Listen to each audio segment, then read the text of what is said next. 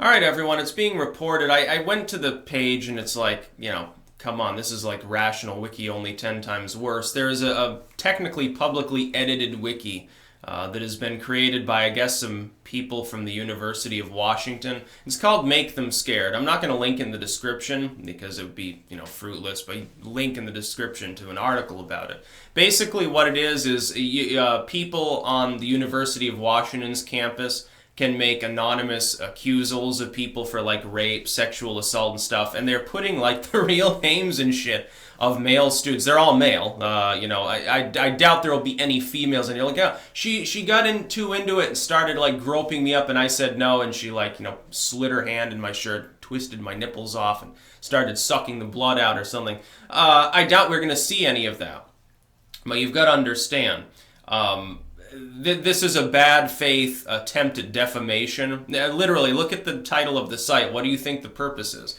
The purpose is to essentially dox and harass individuals who go to the University of Washington. Now, the University of Washington appears to be remaining silent on this. It should condemn it, make it clear that it doesn't in any way endorse it and that doesn't appreciate the fact that this site exists. And my recommendation to anyone on this list would be to sue.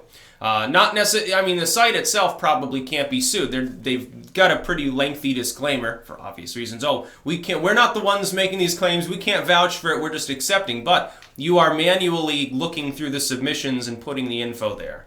That puts you on the naughty list. Number two, certainly a website can be subpoenaed by an individual who feels aggrieved and can go before a judge and say, hey, my info's on this site. It's claiming that I raped somebody. I want to know who posted it. I'm going to need the site to cough up the IP. Essentially, I need to know where this person was logging in from. I need to be able to access their identity so that I can bring them before a court for harassing me. I would strongly recommend a lawsuit against this site. This is defamatory. It's almost certain that most of these claims are false. This is a post-Kavanaugh #MeToo bullshit smear campaign. This is a tactic that I think you're going to, unfortunately, for some time see more and more. This looks a lot like the sort of bullshit that happened at the end of the Satanic Panic. Again, it always holds true. It's funny how much it syncs up with Ash Scow there, her article, what I've been saying for a couple of years, that we're in a moral panic. It is a witch hunt in the most literal sense. You've gone from, hey, there are people that have done bad things, we need to hold them to account, to, hey, anytime there is an allegation, we must believe the victim even before there's any evidence of victimhood. And in order to actually do the right thing, we then need to destroy that person's life preemptively, and they should have to prove their innocence, which is impossible, generally speaking, with mere allegation to do. We've gotten to the point. And I've spoken of this as well. The concept of the burden of proof, the concept that a person should not immediately be considered guilty just because they've been accused, goes beyond the legal. It's not just a facet of our constitutional framework. That's the legal side. That's, hey, the Uncle Sam can't throw you in the jail because you were accused of sedition or something. There has to be a proper legal proceeding. That's the legal side of it. The other part is philosophical. You should not know. A person, logically speaking, unless the person has a direct connection to the events, like they're the relative of the accuser or a relative of yours or something, they should be unbiased and ask for evidence. They should demand evidence. Like most of the people roasting Kavanaugh, or even for that matter, defending him for the most part, they're doing it without any specific evidence. I would say, since there's no evidence of the accusals, as far as we can tell, everything else doesn't matter. He should be considered to be not guilty of these claims until such time as actual evidence is offered. Hours of testimony were given. I don't think that it offered the evidence. I certainly would say, well, who cares? You can ideologically oppose him, which is what they've reverted to doing now. They're like talking about Roe v. Wade and he drinks too much and stuff. Well, none of that has anything to do with the claims against him. Has nothing to do with him being supposedly a gang rapist, which was another claim that was dropped like a hot potato once it was more confronted.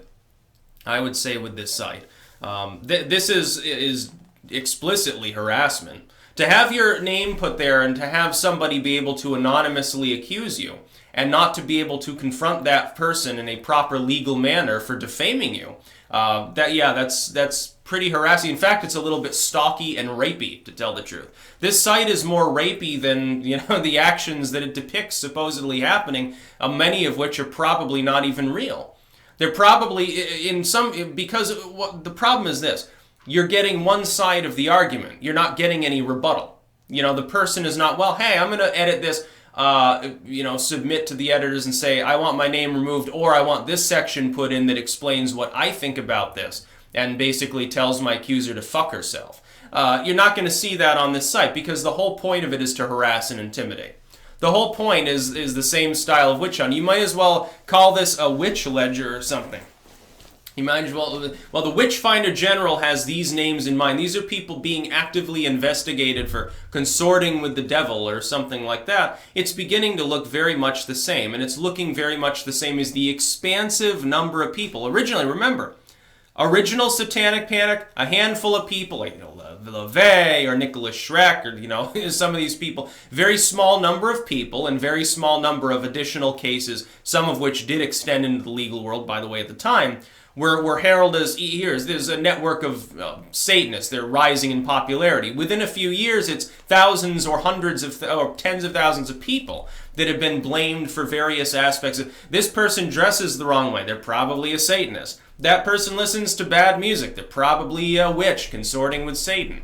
And so it gets more and more and more expansive over time, and it warps itself out of proportion. Eventually, it becomes so obviously and so totally flawed. It becomes so obvious to anyone with even two neurons to rub together that it's a witch hunt, that it totally fucking destroys itself. We are in the end stage of a significant moral panic, prefaced on Russia and the Me Too movement. And there are other subgroups to it too.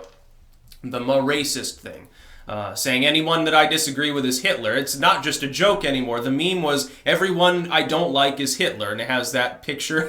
I think originally it was like a children's book, and I think that it's been like shooped. I think it's based on a real book. It's like, you've got the rainbow coming out of the sky, and Hitler's riding a magic carpet across the sky.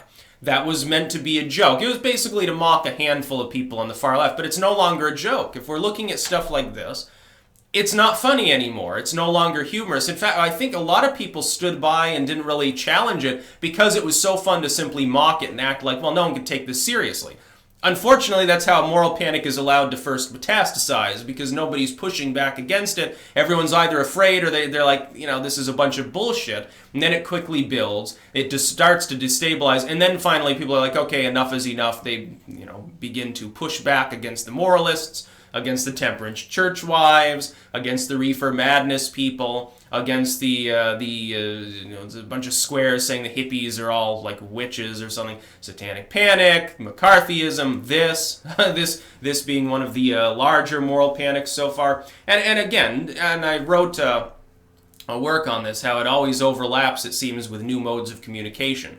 That is, as technological epochs progress, the change can spawn moral panics. Really, the internet is responsible in part, social media, rather. The internet coincides more with the MTV sort of mini moral panic, Eminem and MTV and heavy metal and stuff like that. We're talking mid-90s, late 90s, into 9/11, certainly. Panic over religions and multiculturalism and stuff like that. Now, in the last few years, we've been in the social media moral panic. It's quickly destabilizing. I think with each technological epoch, the moral panics get shorter.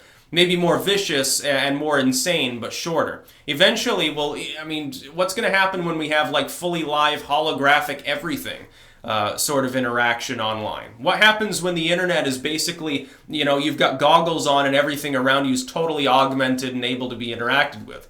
Like you can literally just press on the bookstore shelf. You've just purchased the book and your Bitcoin pays for it, and all sorts of weird stuff. And the cops will have all sorts of like tactical gear that'll be like, it'll allow them to see through walls because everything will be 24/7 monitored. So it'll literally augment reality, and you're behind a wall, they can still see you. That is possible, by the way, to do if you have enough of an internet framework overlapping over everything. Enough surveillance, and you can turn this person into a superhuman.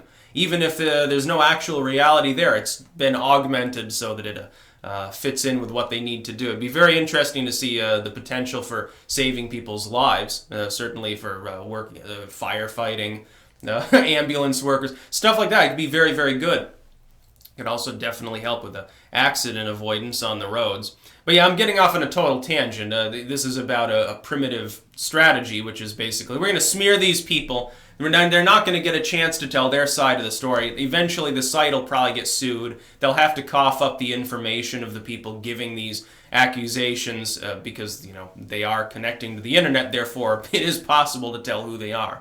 Unless they, I'm using 3 different VPNs at the same time. I'm connecting through Switzerland, actually. Okay, maybe that'll work. But most of these people are probably connecting from on campus. You see, it makes it a lot easier potentially to tell who you are because you're probably logged into a student account or some other social media at the time, all of which use cookies that cross-track you across the entire internet. So they'll find out who these people are and sue the shit out of them, and I hope that they all end up expelled. That's about all. Peace out.